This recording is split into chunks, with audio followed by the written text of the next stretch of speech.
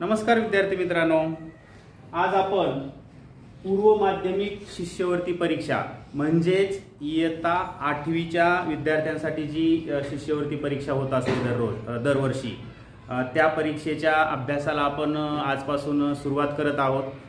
आजच्या या पहिल्या तासिकेमध्ये आपण आपली जी काही पूर्व माध्यमिक शिष्यवृत्ती परीक्षा आहे त्याचं स्वरूप काय आहे याची थोडक्यामध्ये ओळख करून घेणार आहोत। म्हणजे तशी माहिती तुम्हाला यापूर्वीच असणार आहे, असेलही आपल्या शिक्षकाच्या माध्यमातून आपल्या पालकांच्या माध्यमातून तुम्हाला याची माहिती असेल, तरी पण थोडक्यामध्ये याचं स्वरूप काय आहे याची थोडक्यामध्ये आपण माहिती घेणार आहोत। आणि उद्यापासून म्हणा आपल्या ज्या काही विषयाचे जे घटक उपघटक आहेत त्याला अधिकृतपणे आपण सुरुवात करणार आहोत। पहिल्यांदा लक्षात घ्या मित्रांनो, या परीक्षेमध्ये किती पेपर असतात? एकूण 2 पेपर असतात, म्हणजे पहिला पेपर आणि दुसरा पेपर। तर हे जे 2 पेपर आहेत त्या 2 पेपरमध्ये कोणते विषय आहेत, त्यांना गुणांचं जे काही भारांश आहे तो किती आहे आणि त्याच्यामध्ये कोणकोणते उपघटक आहेत, म्हणजे त्याचा नेमका अभ्यासक्रम काय आहे याची आपण थोडक्यात माहिती घेणार आहोत। सर्वप्रथम पेपर पहिला आहे काय? पेपर 1 तुम्हाला माहिती आहे, पेपर 1 मध्ये 2 विषय आहेत। पहिला विषय आहे मराठी आणि दुसरा आहे गणित। मराठी आणि गणित या 2 विषयांचा मिळून हा पेपर क्रमांक 1 तयार झालेला आहे। आणि त्यानंतर पेपर 2 जो आहे इंग्रजी आणि बुद्धिमत्ता चाचणी अशा 2 विषयांचा मिळून पेपर क्रमांक 2 तयार झालेला आहे।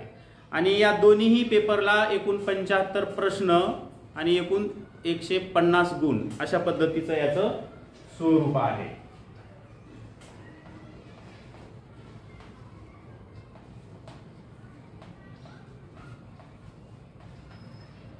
पंच्याहत्तर प्रश्न दोन्ही विषयाचे मिळून 150 गुण अशा पद्धतीने हे 2 पेपर आहेत। आणि मग त्याच्यामध्ये जे काही हे 2 विषय आहेत, मराठी आणि गणित आहे पहिल्या पेपरमध्ये आणि दुसऱ्या पेपरमध्ये इंग्रजी आणि बुद्धिमत्ता चाचणी। तर याच्यामध्ये मराठी आणि गणिताची विभागणी अशी आहे, मराठीला एकूण 25 प्रश्न असणार आहेत आणि गणिताला 50 प्रश्न असणार आहेत।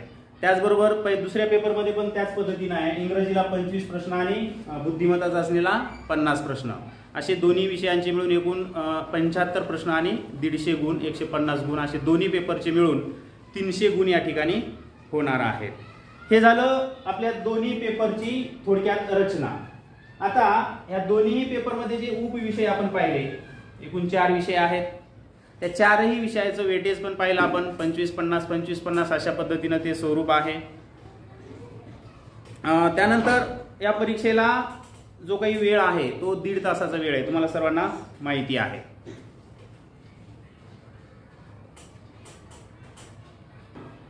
आपण थोडक्यामध्ये आपल्या ह्या 2 पेपरची ओळख करून घेतलेली आहे। एक लक्षात ठेवायचं, आपल्याला कोणतंही काम करत असताना आपल्याला त्या कामाची सर्वसाधारण माहिती असणं गरजेचं आहे। त्या हिशोबाने आपल्याला हे जे 2 पेपर आहेत त्या 2 पेपरमध्ये कोणकोणते विषय आहेत त्या विषयाची थोडक्यात विभागणी आपण पाहिलेली आहे। 75 गुणांचे मार्कांचे म्हणजेच 150 गुणांचे हे 2 पेपर असणार आहेत। पहिला पेपर जो आहे मराठी आणि गणिताचा, तर त्याच्यामध्ये मराठीचे 25 प्रश्न पाहिले आपण आणि गणिताचे 50 प्रश्न पाहिले। तर हे जे मुख्य विषय आहेत ह्या मुख्य विषयामध्ये सुद्धा त्याचा जो काही अभ्यासक्रम आहे तो घटक आणि उपघटकामध्ये विभागलेला आहे। त्याची पण माहिती आपण थोडक्यामध्ये घेणार आहोत, कारण का हे जे घटक आहेत आणि उपघटक आहेत याची माहिती असल्याशिवाय आपल्याला अभ्यास करणं सोपं जाणार नाही। म्हणून मराठीमध्ये एकूण 4 मुख्य घटक आहेत। मराठीमध्ये एकूण किती मुख्य घटक आहेत? 4। आणि त्या प्रत्येक घटकामध्ये 7-8 उपघटक आहेत। त्याची थोडक्यामध्ये मी माहिती सांगणार आहे। तुम्हाला जी काही शिष्यवृत्तीची जी काही बाजारामध्ये पुस्तकं उपलब्ध आहेत त्या पुस्तकामध्ये पण अशा पद्धतीची माहिती मिळणार आहे। तरी पण आज आपण सुरुवात करत असताना ह्या सर्व गोष्टींची माहिती तुम्हाला असणं आवश्यक आहे, या दृष्टीने आपण हे सर्व सांगत आहोत। पहिला जो घटक आहे तो आकलनाचा घटक आहे। त्याच्यानंतर दुसरा मुख्य घटक शब्दसंपत्तीचा आहे। नंतर कार्यात्मक, व्याकरण आणि सामान्य ज्ञान असे हे 4 मुख्य विषय आहेत आपल्या मराठी या भाषेतले। तर या 4 घटकामध्ये अनेक उपघटक आहेत। आकलनामध्ये एकूण 4 उपघटक आहेत। उतार्याचं वाचन असेल, उतारा कविता आहे, अशा प्रकारची 2 उतारे असतात आणि त्यावर आधारित प्रश्न असतात.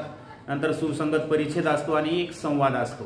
म्हणजे ह्या तिन्ही बाबी ज्या आहेत उपघटकाच्या ह्या आकलनावर आधारित असतात. त्याच्यानंतर शब्दसंपत्तीमध्ये तुम्हाला माहिती आहे समानार्थी शब्द, विरुद्धार्थी, शुद्ध अशुद्ध, अलंकारिक, शब्दसमूहाबद्दल एक शब्द, वाक्प्रचार, म्हणी आणि परिभाषिक शब्द असे 8 उपघटक या शब्दसंपत्ती या घटकामध्ये केलेला आहे. त्यापूर्वी आकलनाचा जो घटक आहे त्याला त्या परीक्षा परिषदेच्या माहितीनुसार एकूण 24% 12% म्हणजे एकूण साधारणतः 18 प्रश्न आकलनावर विचारले जातात. 18 प्रश्न या 4 उपघटकावर म्हणजे गद्याचा एक उतारा, पद्याचा एक उतारा,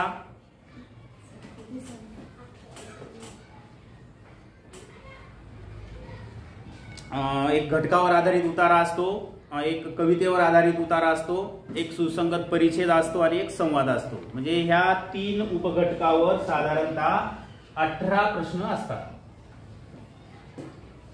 म्हणजे याचं फारसं महत्व नाही, पण आपल्याला अभ्यास करत असताना म्हणजे तुम्ही याची फारशी काळजी करू नका. मी तुम्हाला अधूनमधून सांगत जाईल. म्हणजे ज्या घटकाचे जास्त प्रश्न असतात त्यावर आपण जास्त भर देत जाऊ, त्या गोष्टी मी सांगत राहील. त्याच्यानंतर जो म्हणजे महत्वाची गोष्ट याच्यामध्ये तुम्हाला एकच लक्षात ठेवायची आहे की मराठीमध्ये एकूण 4 मुख्य घटक आहेत: आकलनाचा, शब्दसंपत्ती, कार्यात्मक व्याकरण आणि सामान्य ज्ञान. त्याच्यानंतर जो दुसरा विषय आहे गणित. गणितामध्ये एकूण 7 मुख्य घटक आहेत. पहा, गणितामध्ये एकूण 7 मुख्य घटक या परीक्षेला आपल्याला अभ्यास करायचे आहेत. संख्याज्ञान आहे, संख्यावरील क्रिया, भूमिती, महत्व व मापन, सांख्यिकी, व्यावहारिक गणित आणि बीजगणित असे हे मुख्य 7 घटक या गणित या विषयाचे आपल्याला अभ्यासायचे आहेत.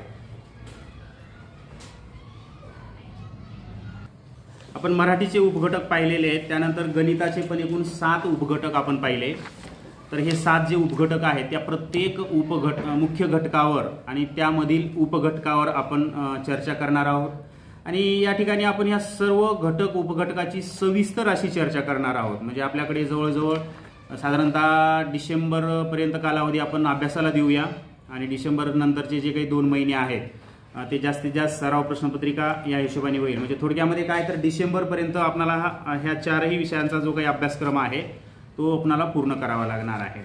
नंतर पेपर 2 मधील जे मुख्य 2 विषय आहेत इंग्रजी आणि बुद्धिमत्ता चाचणी, त्यामध्ये इंग्रजीमध्ये एकूण 7 उपघटक आहेत. पहा, त्याचं म्हणजे तुम्हाला जे काही मी म्हटलं तुम्हाला की पाठ्यपुस्तक जे काही उपलब्ध आहेत बाजारामध्ये, नवनीत प्रकाशन असेल किंवा इतर प्रकाशनाचे असतील, त्या सर्व प्रकाशनाच्या पुस्तकामध्ये सुरुवातीलाच या सर्व बाबींची माहिती असते.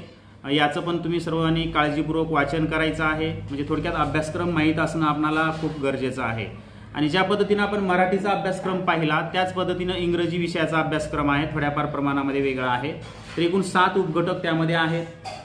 त्याच्यानंतर बुद्धिमत्ता चाचणी हा जो विषय आहे म्हणजे साधारणतः 50 मार्क 100 गुणांसाठी हा विषय असतो. तर त्याचे एकूण 11 विषयामध्ये विभागणी करण्यात आलेली आहे.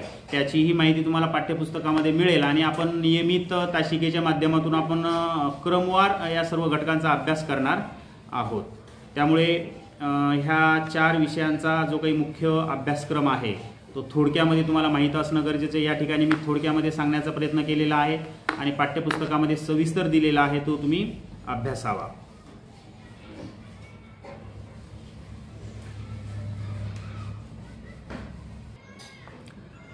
म्हणजे आपण एकूण 2 पेपर आणि त्यामधील 4 विषय, मुख्य 4 विषय आणि त्या 4 विषयांची घटकामध्ये केलेली विभागणी याची थोडक्यात माहिती आपण पाहिली. त्या प्रत्येक घटकाचे परत उपघटकामध्ये पण विभागणी करण्यात आलेली आहे. ती मी त्यावेळी शिकवत असताना मुख्य घटक आणि उपघटक याची माहिती तुम्हाला देत राहील. तरी पण तुम्ही तुमच्या या पाठ्यपुस्तक जे नवनीतचे किंवा इतर प्रकाशनाचे जे काही पुस्तकं घेतलेली असतील तर पुस्तकं माझ्यामध्ये फक्त एक पुस्तकं एक माहितीसाठी संदर्भासाठी घ्यायला पाहिजे. वेगवेगळ्या प्रकाशनाची खूप सारी पुस्तकं कोणीही घेऊ नये. फक्त एक माहितीसाठी पुस्तक ठेवा आणि मग अभ्यासक्रम पूर्ण शिकून झाल्यानंतर सरावासाठी मी तुम्हाला त्यावेळेस सांगेल की सराव प्रश्नपत्रिकांचं कोणतं पुस्तक चांगल्या प्रकारचं आहे, त्यावेळेस ते पुस्तक घेऊन तुम्ही तिच्यात जास्तीत जास्त सराव करू शकता. म्हणजे अशा पद्धतीने आपण थोडक्यात ओळख करून घेतलेली आहे. तर आता आपण काय करू, मराठीचा जो काही पहिला घटक आहे आणि त्या घटकातील जो उपघटक आहे त्याची थोडक्यात ओळख करून घेणार आहोत. कारण का हा जो घटक आहे हा घटक सर्वस्वी तुमच्यावर अवलंबून आहे. त्याच्यामध्ये जास्तीत जास्त तुम्हाला काम करायचं आहे. तर ते काम कशा पद्धतीने करायचं याचे थोडक्यात मी मुद्दे तुम्हाला सांगून देणार आहे. आणि पुढील जे काही वेगवेगळे घटक आहेत, मग काही व्याकरणाचा भाग असेल, मग तिथे मी तुम्हाला वेगवेगळ्या उदाहरणाच्या साहाय्याने त्यांच्या त्याची माहिती असेल, व्याख्या असेल, ह्या सगळ्या बारीक सारीक गोष्टी मी सांगत राहणार आहे. पण हा जो काही आकलनाचा विषय आहे तर तो जास्तीत जास्त तुमच्यावर अवलंबून आहे. म्हणजे तुम्हाला कशा पद्धतीने तो समजून घ्यायचा आहे याच्या बाबतीत मी थोडक्यामध्ये तुम्हाला सांगणार आहे. पण याचा सराव मात्र तुम्हाला जास्तीत जास्त घरी करावा लागणार आहे. पहिला जो मराठीचा मुख्य घटक आहे तो आकलनाचा आहे. आणि या आकलन या मुख्य घटकामध्ये एकूण 4 उपघटक केलेले आहेत. मी तुम्हाला सुरुवातीला सांगितलेले आहे. पहिला जो घटक आहे तो 2 उतारे असतात. पहिला उतारा जो असतो तो पाठावर आधारित म्हणजे गद्यावर आधारित उतारा असतो. दुसरा उतारा जो असतो तो कवितेवर आधारित उतारा असतो. तिसरा जो आहे तो सुसंगत परिच्छेद असतो. आणि चौथा संवादावर आधारित एक उतारा असतो. आणि या 4 उतार्यावर आधारित कमीत कमी 3 ते जास्तीत जास्त 5 प्रश्न विचारले जाऊ शकतात. म्हणजे कमीत कमी 3 प्रश्न विचारले जातात. काही वेळाला 4 किंवा कधी कधी 5ही प्रश्न यावर विचारू शकतात. मग आपण जर 3चा कमीत कमीचा जरी विचार केला तरी 4 घटकावर 12 प्रकारचे प्रश्न येऊ शकतात. आणि 12 प्रश्न म्हणजे एकूण 24 गुण. तर म्हणजे हे 24 गुण जे असतात ते आपल्या हक्काचे गुण असतात. त्याचं कारण असं की या 12 प्रश्नांची उत्तरं तुमच्या जवळच असतात, तुमच्या प्रश्नपत्रिकेमध्येच असतात. फक्त ते आपणाला व्यवस्थित समजून घेऊन ते सोडवायचे असतात. मग त्या दृष्टीनं मी तुम्हाला जे म्हटलं की जास्तीत जास्त सराव या घटकासाठी आवश्यक आहे. तर हे 12 प्रश्न म्हणजे 24 गुण कोणाचेही चुकले नाही पाहिजे, त्या दृष्टीने सर्वांनी तयारी करायची आहे. तर पहिला जो घटक आहे आकलन आणि त्यामध्ये उपघटक आहे उतारा. तर तो आपण गद्याचा उतारा सुरुवातीला, मग कोणताही उतारा असो, हे तिन्ही घटक आकलनावर असल्यामुळे तुम्हाला ह्या तिन्ही घटकाच्या संदर्भाने 4-5 गोष्टी महत्त्वाच्या लक्षात ठेवाव्या लागणार आहेत. तर पहिल्यांदा जी गोष्ट करायची आहे तुम्हाला प्रश्नपत्रिका मिळाल्यानंतर किंवा सोडवत असताना, सराव करत असताना, अभ्यास करत असताना, तर पहिल्यांदा तो जो उतारा आहे तो उतारा नीट काळजीपूर्वक वाचून घ्यायचा आहे. वाचून घेतल्यानंतर त्यामध्ये जो काही आशय किंवा जी काही कल्पना प्रसंग वगैरे असेल तर तो आशय तुम्हाला समजून घ्यायचा आहे सुरुवातीला.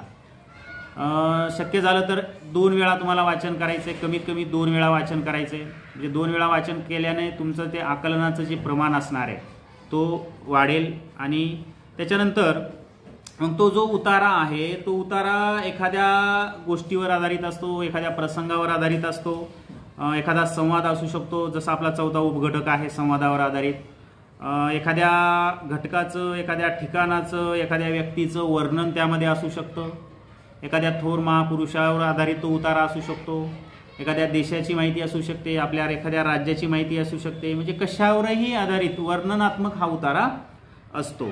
आणि तो उतारा आपल्याला वाचून समजून घेऊन त्यावर आधारित असलेल्या प्रश्नांची उत्तरं आपल्याला द्यावी लागतात. तर पहिल्यांदा मी काय सांगितलं तुम्हाला की 2 वेळा तो उतारा नीट काळजीपूर्वक वाचायचा आहे आणि त्यामधील जो आशय आहे तो तुम्हाला समजून घ्यायचा आहे. त्यानंतर प्रत्येक प्रश्नांच्या पर्यायी उत्तरांचा विचार करायचा आहे. म्हणजे प्रत्येक प्रश्नाला 4-4 प्रश्न असतात, पर्याय असतात. तर 4ही पर्यायामधील योग्य अचूक असा पर्याय तुम्हाला निवडायचा आहे. आणि उतारा वाचत असताना जर शक्य झालं तर एखाद्या महत्त्वाच्या बाबीला किंवा महत्त्वाच्या वाक्याला तुम्हाला तात्पुरती अंडरलाईन छोटीशी करणं शक्य असेल किंवा आवश्यकता वाटली तुम्हाला तर करू शकता. ते सर्वस्वी तुमच्या सरावावर आणि तुम्हाला आवश्यकता वाटते का त्यावर अवलंबून आहे. मग पहिल्यांदा सुरुवातीला 2 वेळा उतारा वाचून घेतलेला आहे, तुम्ही समजून घेतलेला आहे, त्यामधील आशय समजून घेतलेला आहे, कोणती घटना आहे, कोणता प्रसंग आहे, उतारा कशावर आधारित आहे, व्यक्तीची माहिती आहे का ठिकाणाची माहिती आहे, या सगळ्या गोष्टी तुमच्या लक्षात आलेल्या आहेत. त्याच्यानंतर आपण आता प्रश्नांकडे जाणार आहोत. आणि प्रश्न वाचल्यानंतर प्रश्नसुद्धा 2 वेळा वाचायचा आहे. कधी कधी बऱ्याचदा प्रश्न वाचण्यामध्ये पण बऱ्याच मुलांच्या चुका होतात, म्हणून सुरुवातीला प्रश्न 2 वेळा वाचायचा आहे. प्रश्न 2 वेळा वाचल्यानंतर मग त्याचे जे काही 4 पर्याय आहेत ते 4 पर्याय वाचायचे. तिथे सुद्धा एक महत्त्वाची गोष्ट लक्षात ठेवायची की 4ही पर्याय वाचायचे आहेत. कधी कधी पहिला पर्याय बरोबर असल्यासारखं वाटतं आणि आपण घाईने पहिला पर्यायाचं उत्तर देऊन टाकत असतो. पण तसं न करता पर्याय सुद्धा 4ही वाचायचे आणि त्यानंतर त्याच्यामधील अचूक उत्तर आपल्याला शोधायचं आहे. आता उतार्यामध्ये जो काही मजकूर दिलेला आहे त्या मजकुराच्या क्रमानेच प्रश्न असतील असं काही नाहीये. म्हणून मी सुरुवातीला जे म्हटलं तुम्हाला की 2 वेळा उतारा वाचून तो आकलन करून समजून घ्यायचे ते यासाठी, कारण का प्रश्न जे आहेत ना प्रश्नांचा क्रम त्या उताराच्या क्रमानुसारच असेल असं नाही. म्हणून ती सुद्धा गोष्ट लक्षात ठेवायची आहे. प्रश्नांचं उत्तर पडताळून पाहत असताना किंवा परत उतार्याकडे जात असताना क्रमाने असेल याची शक्यता नसल्यामुळे तुम्हाला ते समजून घेणं गरजेचं आहे. एकदा समजून घेतल्यानंतर ते उत्तर कुठेही का असेना आपल्याला ताबडतोब ते सापडू शकतं. त्यानंतर उतारा पुन्हा वाचायचा आहे. उत्तर निश्चित करून खात्रीपूर्वक पर्याय क्रमांकाचं वर्तुळ रंगवायचं आहे. म्हणजे तिथे उतारा जर तुम्हाला परत पहिल्यांदा 2 वेळा वाचून झाल्यानंतर परत जर वाचायची आवश्यकता असेल तर तिसऱ्यांदा सुद्धा उतारा वाचायचा आहे. आता हे तुमच्यावर अवलंबून आहे. तुम्हाला जर आवश्यकता वाटली तरच तो वाचायचा आहे. अशा पद्धतीनं उतार्याच्या बाबतीत मग हे उतारा कवितेचा उतारा असेल, पाठाचा उतारा असेल किंवा एखाद्या सुसंगत परिच्छेदाचा उतारा असेल किंवा संवादाचा उतारा असेल. संवादामध्ये बऱ्याचदा ह्या संवादामध्ये एकूण किती व्यक्ती सहभागी आहेत हा प्रश्न जवळजवळ निश्चित असतो. त्यामुळे त्या व्यक्तीमध्ये संवाद किती व्यक्तींचा आहे किंवा त्या संवादामध्ये किती व्यक्ती सहभागी आहेत याचा विचार करताना गोंधळून जायचं नाहीये. तो उतारा नीट परत एकदा वाचायचे. जर तुम्हाला शंका आली की किती व्यक्ती आहेत वगैरे तर त्यामुळे तो उतारा परत एकदा वाचून तुम्ही त्यामध्ये आलेल्या व्यक्तींना अंडरलाईन करू शकता आणि त्यावरून मग एकूण किती व्यक्ती सहभागी आहेत याचा अंदाज आपल्याला लावता येईल. अशा पद्धतीनं उतारा हा जो घटक आहे तो तुम्ही आता पुढील 2 दिवसामध्ये कमीत कमी 4, 5, 10 पर्यंत उतारे तुम्हाला सोडवायचे आहेत, वाचायचे आहेत. वाचताना लक्षपूर्वक वाचायचे आहेत. त्याच्यातील आशय समजून घ्यायचा आहे. उतारा कशावर आधारित आहे याचाही विचार करायचा आहे. कधी कधी उतार्याला योग्य शीर्षक द्या अशा पद्धतीचाही प्रश्न असू शकतो. म्हणून तो उतारा कशाचं वर्णन करतो याचा विचार करायचा. एखाद्या व्यक्तीची माहिती आहे का, एखाद्या ठिकाणाची माहिती आहे का, एखाद्या किल्ल्याची माहिती असू शकते, एखाद्या राज्याची असू शकते, देशाची असू शकते, एखादा प्रसंग असू शकतो. मग तो प्रसंग कुठला पण असू शकतो. शाळेतला असू शकतो, शाळेच्या बाहेरचा असू शकतो, शेतातील असू शकतो, बाजारातील असू शकतो. म्हणून या सर्व गोष्टींचा विचार करायचा आहे तुम्हाला. साधारणतः 10 ते 15 ओळीचा हा उतारा असतो आणि त्यावर आधारित मी सांगितलं की कमीत कमी 3 आणि जास्तीत जास्त 5 प्रकारचे प्रश्न विचारले जाऊ शकतात.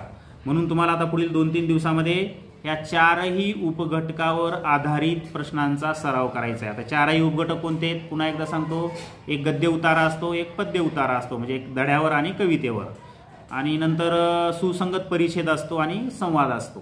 तर सुसंगत परिच्छेदाचं मी नंतर तुम्हाला पुढच्या तासिकेला बोलेल. त्याच्यामध्ये थोडासा बदल असतो या इतर 3 उतार्यांपेक्षा, तर त्यावेळेस मी ते घेईल. पण सध्या तुम्ही आता पद्य उतारा आणि गद्य उतारा हे 2 प्रकारचे जे उतारे आहेत या उतार्यांचा जवळजवळ 10 उतार्यांचा सराव तुम्हाला ह्या पुढील 2 दिवसामध्ये करायचा आहे. त्यानंतर आपण 2 दिवसांनी परत भेटणार आहोत.